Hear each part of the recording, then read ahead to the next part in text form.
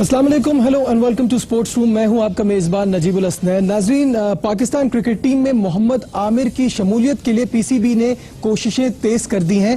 खबर आ रही है कि फास्ट बॉलर के लिए वीजा के लिए भी दरख्वास्त दे दी है, न्यूजीलैंड के वीजा के लिए।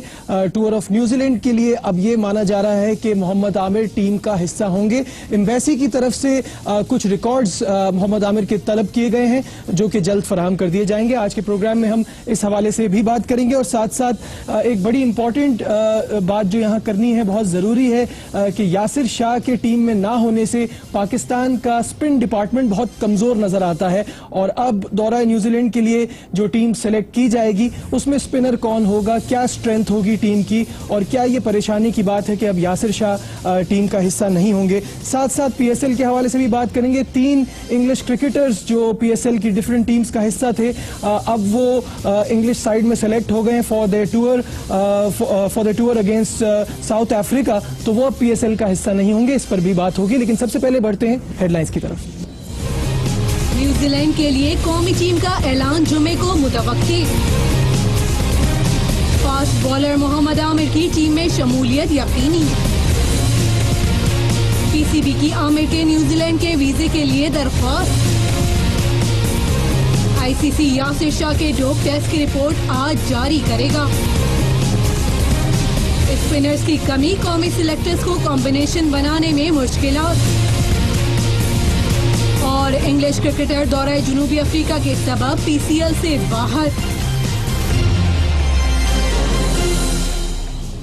जी नाज़रीन, ये थी आज की हेडलाइंस। प्रोग्राम का बाकायदा आगाज करते हैं और सबसे पहले बात करेंगे मोहम्मद आमिर की, जिनकी टीम में वापसी के लिए पीसीबी ने कोशिशें तेज कर दी हैं। पहले तो तमाम खिलाड़ियों से राजीनामे भी साइन करा लिए और अब वीजा के लिए भी दरख्वास्त दे दी है। आइए देखते हैं ये रिपोर्ट।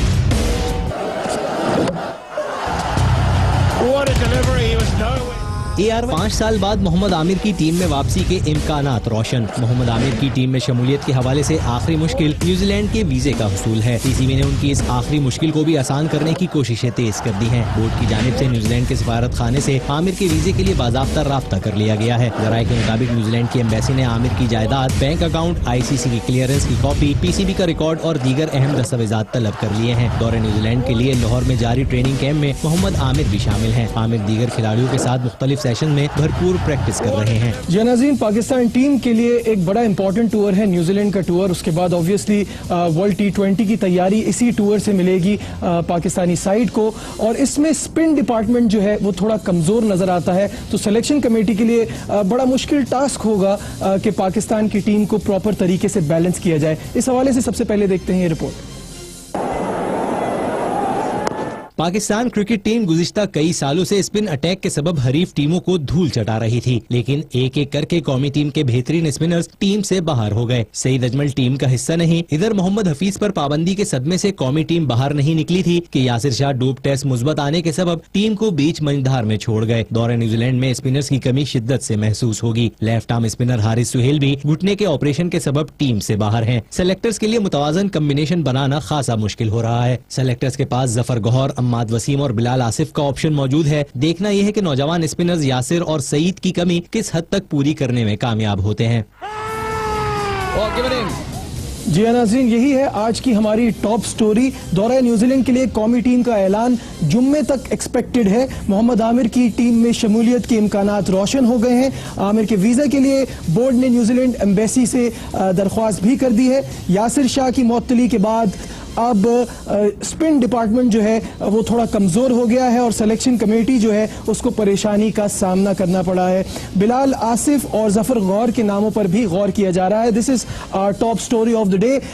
हारून रशीद साहब इस हवाले से क्या कहते हैं? उनका ये मानना है कि टीम मुशावरत के साथ बनाई जाएगी और 1-2 दिन में इस टीम की अनाउंसमेंट कर दी जाएगी। उन्होंने मजीद क्या कहा ये आपको दिखाते हैं। पहले हम T20 को ही अनाउंस करेंगे क्योंकि हमारे पास वनडे के लिए तो भी वक्त है, लेकिन मोर और लेस कोशिश यही है कि जितना भी हमने जो एक्सपेरिमेंटेशन स्टेज जो थी हमारी, जिसमें हमने यानी मुख्तलिफ लड़कों को डोमेस्टिक में जो अच्छे परफॉर्मर्स थे उन सबको हमने ट्राई करके देखा और हमें कई जगह पर यह महसूस हुआ कि हमारे जो डोमेस्टिक के प्लेयर्स हैं वो भी इस हद तक तैयार नहीं हैं कि हम स्ट्रेट अवे उन्हें हम इंटरनेशनल क्रिकेट में डाल दें। तो इसलिए कोशिश यही की है कि हम इसको कोशिश करेंगे ऐसा कि मिक्स एंड मैच हो, जिसमें यूथ भी और थोड़ा थोड़ा सा एक्सपीरियंस भी हो। जो भी स्क्वाड बनेगा वो प्रॉब्ली जो है आप देखेंगे कि वो 16 से 17 या 18 लड़के ही आपस में रोटेट करेंगे। लेकिन ऑलमोस्ट मुशावरत तकरीबन कंप्लीट हो गई है और हमें उम्मीद है कि 1 या 2 दिन में इंशाल्लाह हम टीम को अनाउंस कर देंगे।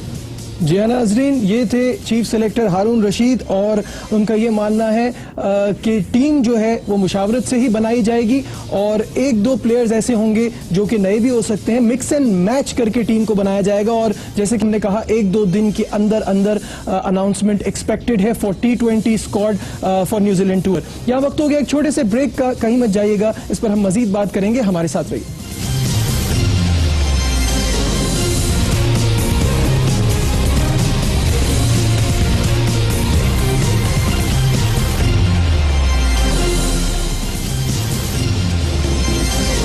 Welcome back once again to sports room. नाज़रीन, ब्रेक पे जाने से पहले हम बात कर रहे थे कि दौरा न्यूजीलैंड के लिए पाकिस्तान की टीम क्या होगी और कौन से खिलाड़ी इसमें शामिल होंगे और ये टूर जो है वो कितना टफ होगा और कितना मुश्किल होगा और इससे तैयारी कितनी ज़्यादा होगी। इस पर बात करने के लिए हमारे साथ हैं लाहौर से हमारे नुमाइंदे शहजाद मलिक और सिलेक्शन कमेटी के फॉर्मर मेंबर शोएब मोहम्मद साहब भी हमारे साथ ऑनलाइन हैं। शहजाद, सबसे पहले ये बताइएगा कि एक्सपेक्टेड कब है सिलेक्शन, कब अनाउंस कर दी जाएगी और कौन कौन से खिलाड़ी आपको नजर आ रहा है कि इसमें शामिल होंगे?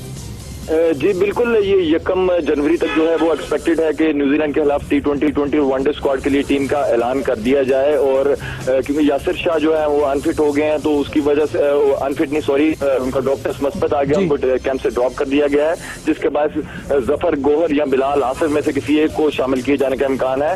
और अगर मोहम्मद आमिर का वीजा प्रोसेस जो है वो टूर पहले कंप्लीट हो गया, उनका वीजा लग गया, तो फिर उमर गुल या फिर जुनैद खान की जगह में से एक बॉलर जो है वो T20 के लिए शामिल की जाएंगे। बाकी टीम जो है जो यूएई में सीरीज हुई इंग्लैंड के खिलाफ T20 और वनडे, उन्हीं 18 खिलाड़ियों को रोटेट किया जाएगा। सिर्फ ये 1 या 2 खिलाड़ियों को जो है वो चेंजेस जो है वो मुतवक्के हैं। शहजाद, आप हमारे साथ ही रहिएगा, शोएब मोहम्मद साहब भी हमारे साथ हैं, उनसे बात करते हैं। शोएब साहब, ये बताइएगा कि स्पिन अटैक जो पाकिस्तान की हमेशा से बड़ी स्ट्रेंथ रहा है वो यासिर शाह के बाद बहुत ज्यादा कमजोर हो जाएगा, क्या समझते हैं आप?